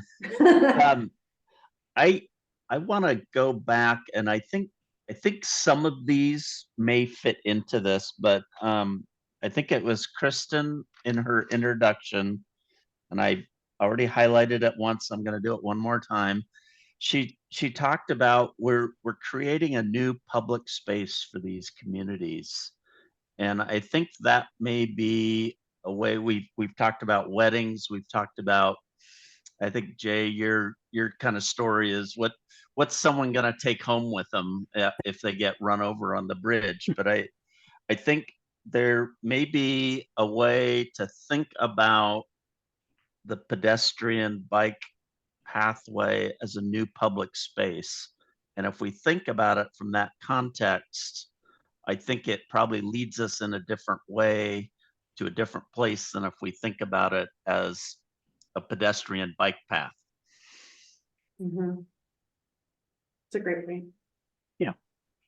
I think it was Jay next and then Holly. Yeah, I just posted a link to a YouTube video that I've been sharing since basically the beginning of YouTube. It's a story from 1980 that was featured on KGW, in which they called the Hood River Bridge the Singing Bridge. And they were able to get every major musical note, except for, I believe, a B flat. You can watch the video. It's about 2 minutes long. It's pretty interesting, and I love it. But whether it's incorporated on the roadway or just a feature that's on the bridge, I would love to see some sort of musical aspect to the bridge. And I just wanted to throw that out there before I forget and we get too far down this process. So thank you. Thanks, Jay. Holly. Yeah, I can't beat that, but maybe a couple more guiding principles could be inclusive and accessible. There's I specifically mention accessibility because we're talking about sort of bike ped, but we also need to remember as things become more electrified, we're talking many more different kinds of battery powered vehicles and many more different kinds of people who want to access this space. I think those are great additions. Yeah, sorry to butt in without raising my hand, but I want to echo that. I think we've been friends at some of our sites have been making sure that all of our vistas, as we design them and build them moving forward, are accessible to everyone. Wheelchair, even folks who are using a walker or even a cane. A few inches of separation or barrier can just keep people from using it at all. So, going with the theme of vistas and being a public space, making sure that those things are taken into account. I think I totally missed that because it's just part of what we do. It's not, we don't do anything that isn't accessible. So Right. ADA and all that. But I mean, you can be ADA compliant and still not be friendly to folks who are using walkers and canes. And so, well, as a person who uses what's called a rollator, which is basically a stand-up walker, that's absolutely true. There are some places that say accessible or provide things and they're not. But just for a second, for a guiding principle, there was a poem that I looked at the other day, and one of the lines was simply, "I came to the gorge to see." and I beheld beauty. Mhm. And I think that for me, whatever we do has to have that poetic element to it. Awesome. Thanks for sharing that, Gary. I see your hand, Arthur. I want to add that we've got some pretty good additions in the chat. We have distinctive, educational, and sustainable as other really good things to guide our work together. Arthur, did you want to share something? I just noticed that you lowered your hand.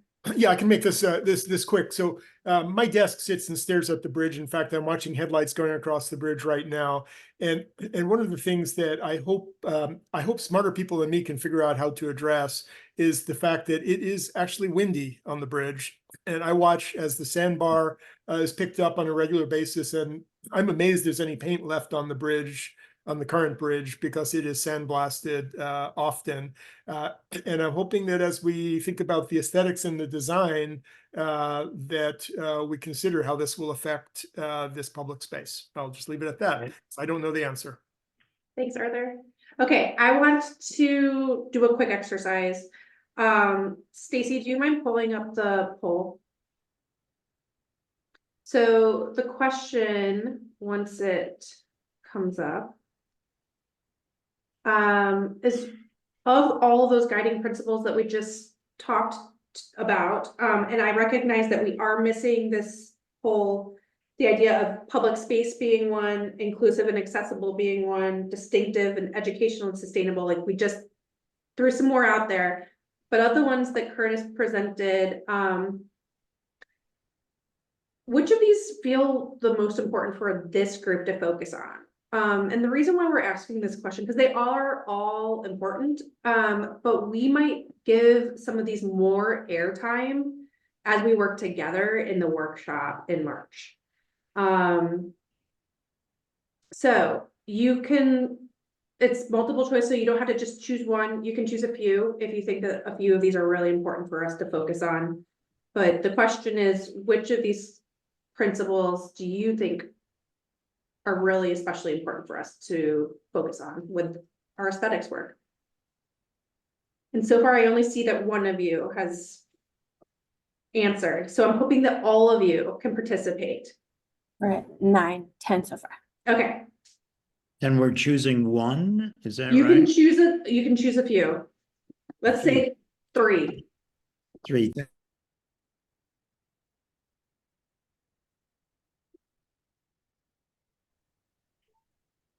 All right, Stacy, since you can see what's happening behind the scenes, you're just gonna have to call it when you think we've 18. I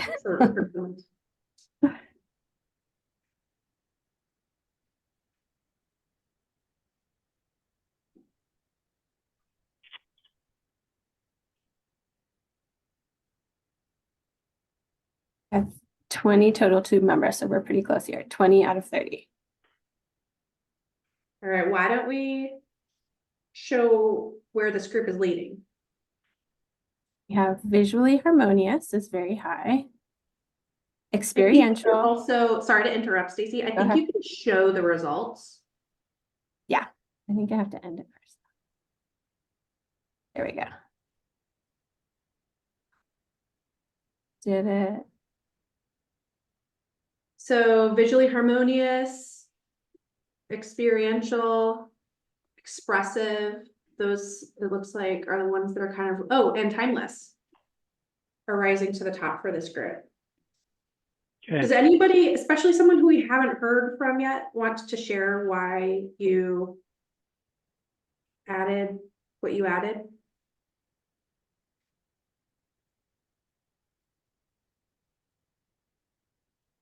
Kate, I saw that you added resilient, a comment about how resilient is really resonating with you. Do you want to speak to why? Yeah, I had to evacuate from the Tunnel 5 fire in quite a hurry. We were one of the first people to unfortunately see it just a mile up from us. And I'm very aware of, like, I also look at the bridge every day. So I think it's like one of these really incredibly important things that, like, I appreciate that we have the DOT expertise on this, like, member committee, so that, like, we can think about, of course, the experience not only of what it is to sit there and enjoy the beautiful views, but also like when I need the bridge there in a super difficult and emotional emergency, or I need it to access my daily job, or, you know, like that kind of experience too. Is I'm very excited to see people are into that. So yeah, also really loving visually harmonious and timeless. Thank you. Anybody else want to share before we move on? TJ. Hi. Yeah, I've been a little quiet just because I'm taking it all in right now. I get A lot of that. new terminology. Yeah. It's kind of like drinking from the fire hose, but I'm taking a ton of notes. Yeah, I think the ones that really stood out to me were like the experiential kind of aspect of it, because to me it really does feel like this is kind of an act of like placemaking. In a lot of ways, it will be this new community space. So even hearing, sorry, I'm missing the gentleman, but brought up the idea of the wind and just like trying to negotiate and manage that as you're walking across it or riding a bike. So like kind of examining like the scenarios or possible scenarios of like what is it going to be like. So I think that's like top of mind for me. And then the other one that kind of keeps coming up is the idea of expressiveness, and particularly within that, the local culture and history, because like that to me ladders up to that idea of like the regional aesthetic, and it becomes this tapestry of like how it ends up becoming a symbol of a community. So that one's like pretty important to me, and getting like, I guess, as much like diverse points of view and experience to help inform that storytelling that happens. I saw lots of head nods with what you were sharing, so I think several agree with you. Thanks for sharing. Arthur? Yeah, so yesterday at sunset, I was driving across the bridge, returning from a bridge authority meeting, and I was just noticing the lighting was perfect and the clouds were perfect. There was a thin, wispy layer of clouds over Mount Hood, which you could see behind Hood River, and everything was turning pink. And I looked down the gorge, and the shapes were just forming into shadows. And I thought, you know, this is just amazing. It can't get any better. And as I thought this, a bald eagle flew by, just hovered next to the car, and I thought, okay, we don't have to do anything about the beauty of this, but we have. So I love the concept of thinking about this experientially, and I love. I think it was it. I'm sorry, was it Chris who talked about the singing bridge and the musical nature? I just love the thinking about that, because the views are there. We don't have to think about them, but we more have to think about what it's going to feel like as you take in those views. Thank you. I totally agree. Okay, I do need to wrap this conversation up. That we have a lot more time together at the workshop to get into this. Curtis, you have about 7 minutes to get through the rest of what we're thinking about with the memo. Plenty of time. Okay. Yeah. Stacy, do you want to pull back up the presentation?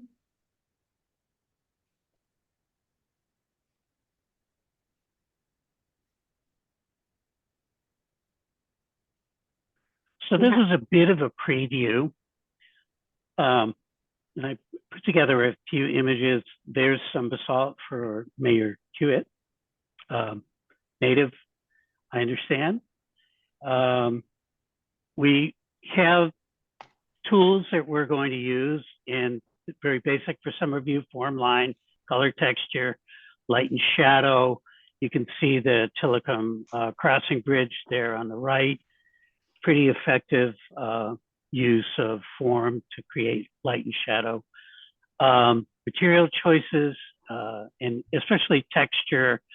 The image is, it's actually near where I live. It's on a pump station. It's a First Nations that's done in concrete from a woman up in Vancouver Island. Just kind of an example of some of the possibilities. We'll try to bring a lot of these images to the workshop to get people kind of thinking too. Go ahead to the next one, please. Here's the, again, list of some of the things we'll be looking at. The image on the right is also a local project here we worked on, and that took some of those salvageable parts from an old bridge, a Basque bridge, and incorporated them right in, as you see, into the railing. The image on the lower left there is the new Tappan Zee Bridge. That does have wind protection. As somebody who makes a bike commute across Lake Washington on I-90 Bridge, I can tell you the wind and rain and vehicle generated mist can be a lot to deal with, on especially that very narrow bike trail. So we'll be looking at all of that, especially reuse of saved bridge parts. That's part of, if you're aware of the Section 106 requirements, as some of you are, that'll be a requirement to reuse some of those. So lots of possibilities there. Go ahead. The end product, we are assuming at this point would be in a form of a memo that provides that aesthetic guidance. Here's a kind of rough outline of what we would expect. We'll talk about the whole purpose and process and what we're following, the scope, and then talk about the regional, and this is perhaps the most important thing, is what influenced the outcome of this memo. For instance, historic Columbia River Highway, how we maybe looked at that and made this in harmony with that. And then developing an overall aesthetic theme, which we mentioned might be one of the first things at the workshop. Go ahead to the next one.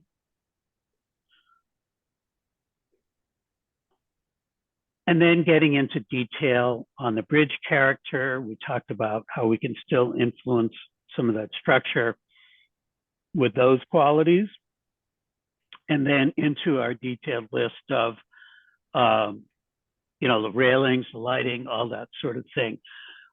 This seems like a lot, but remember, we don't have to design it. We just have to describe what you're looking for conceptually, and then perhaps a little more detail, materials, colors, texture.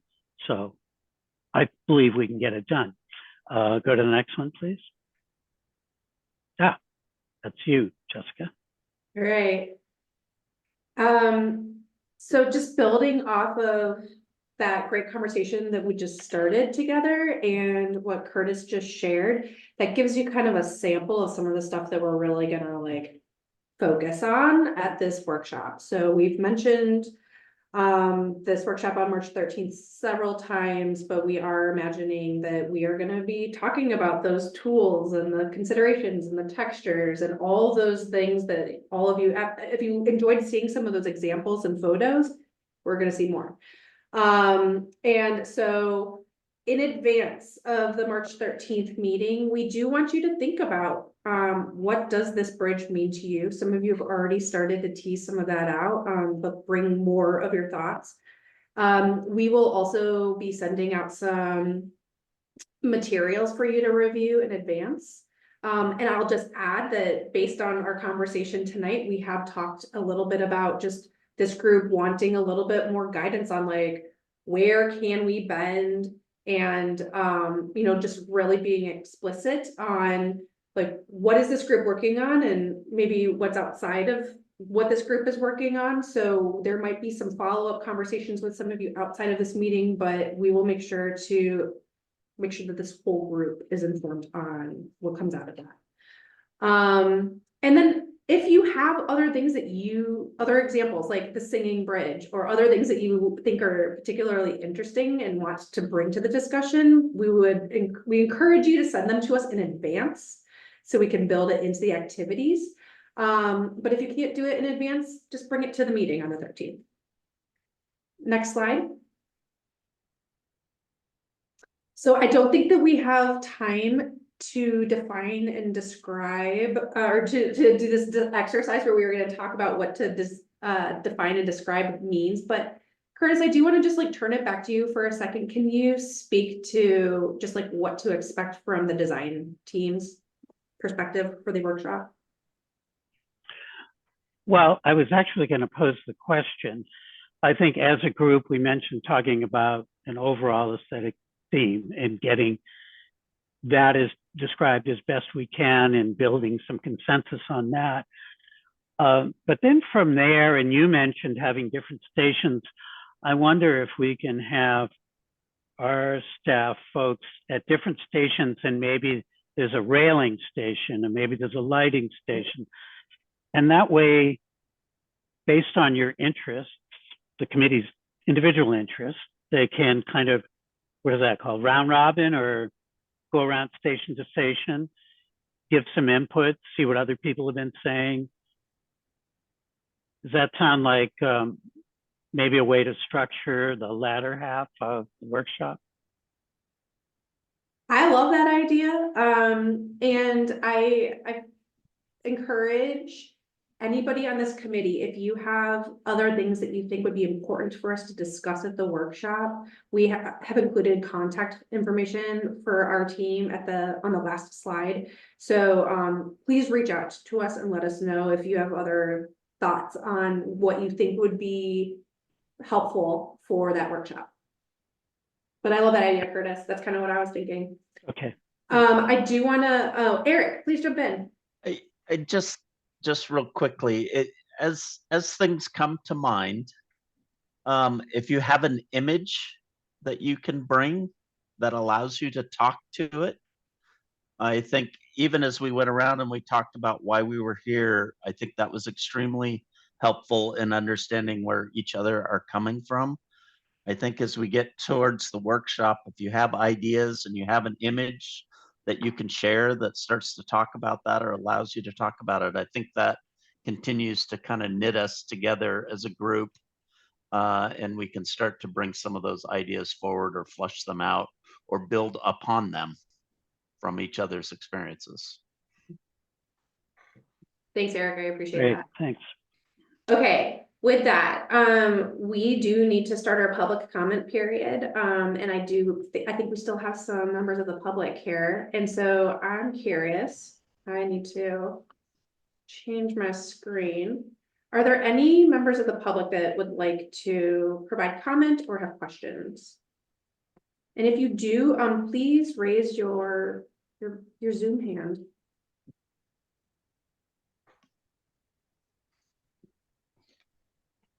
Okay. I'm not seeing that anybody would like to provide comment. I'll give it just a couple more seconds. Okay, then with that, I do want to make sure that everyone knows that for every one of these meetings, we're notifying the public that these meetings are happening. They're advertised on the project website. And we will always make sure to make space for anybody who joins us to share their thoughts with this committee. Can we flip to the next slide? And so, as promised, we do have some contact information here. We want to keep this conversation going with you even outside of these meetings. So if you have technical questions, we've included Jason's email here, but I think what we'll probably do is work with Mike Shannon, who's already promised to meet with some of you. We'll make sure to get him included in some of these conversations and have him also respond to some of your technical questions. If you have questions about what we're doing in our meetings or the public process, how we're working generally with the public, Stacy is the right person to email.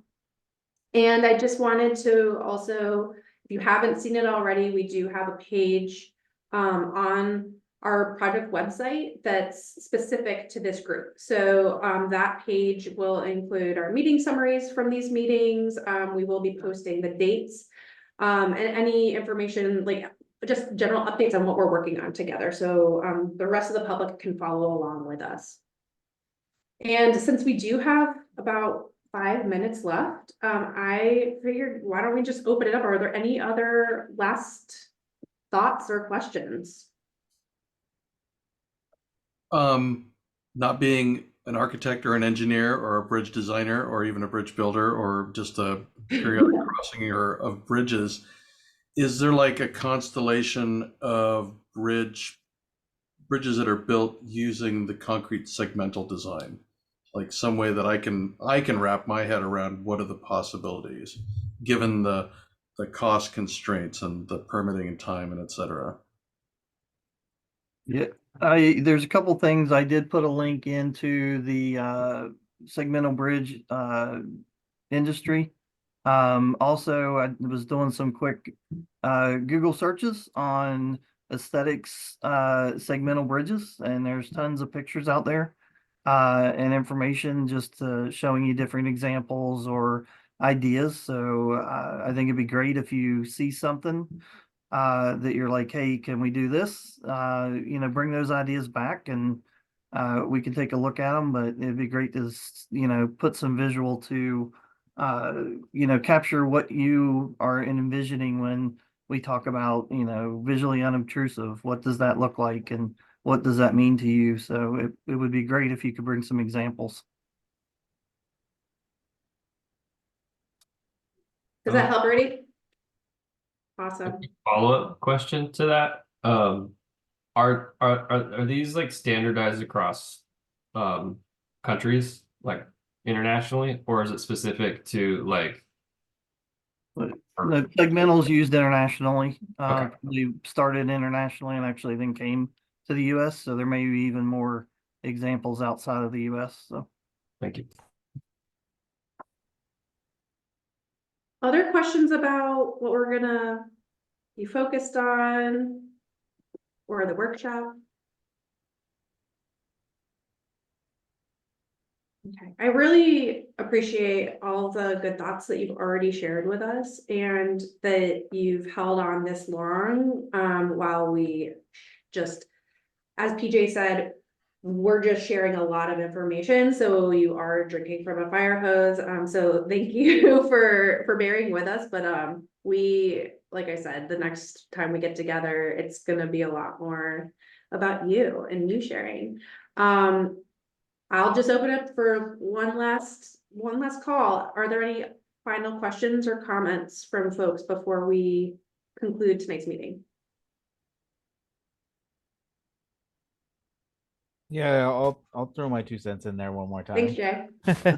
I've been taking notes. So a couple of things. The lighting, as far as it would be nice to have the night lighting, but also I've seen a lot of bridges that have LEDs that you can change colors. I wouldn't want something as intrusive as some of the like big fancy displays that I've seen on, for instance, Portland bridges, but that would be cool if we had some sort of control over some sort of lighting display, maybe during holidays or sporting events, things like that. So there's that bullet point. And then the other one that I wanted to throw out there was the geology of the gorge. One of my favorite features of the gorge is the basalt floods, as well as the Missoula floods, basalt lava floods, and the Missoula floods, and how that changed the look and feel of the gorge. And I don't know how that would be incorporated. That's why I'm just throwing it out there for everybody else.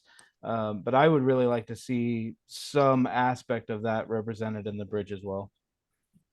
Awesome. Sounds like there's others that are interested in that too, Jay. So thanks for sharing that. Okay, before we conclude, Eric, is there anything you want to share with the group before we wrap up? Well, this was a wonderful kickoff, and I want to thank everybody for not only getting here but being present and engaged in the conversation. I think I'm kind of a face-to-face person, so I was a little intimidated by the online. But thank you, Jessica. I think we made a lot of progress and got some things out in the air and some follow-ups. So we can work on those, and looking forward to putting material together so we can kind of continue this journey and leapfrog off of what we started today. All right. Thank you, Eric. And thank you everyone that's been here tonight. I'm excited to see you in person on the 13th of March. And so I hope you enjoy the rest of your evenings. Go get your dinner or go get some water, and we'll see you soon. Thank you. Thank you. Thanks, everyone. Thank you. Thank you. Have a good night, everybody. Good night.